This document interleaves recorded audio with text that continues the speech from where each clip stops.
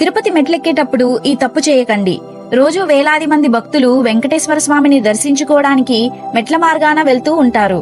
కానీ చాలా మందికి తెలియని విషయం ఏంటంటే ప్రతి మెట్టు మీద ఇరువైపులా 2 వైష్ణవ దూతలు ఉంటారు. వాళ్ళు ప్రతి భక్తుణ్ణి గమనిస్తూ ఉంటారు.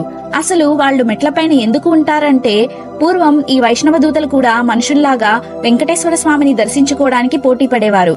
అయితే ఆ దూతలతో మనుషులు పోటీ పడలేక చాలా మంది వెంకటేశ్వర స్వామిని దర్శించుకోలేకపోయేవారు.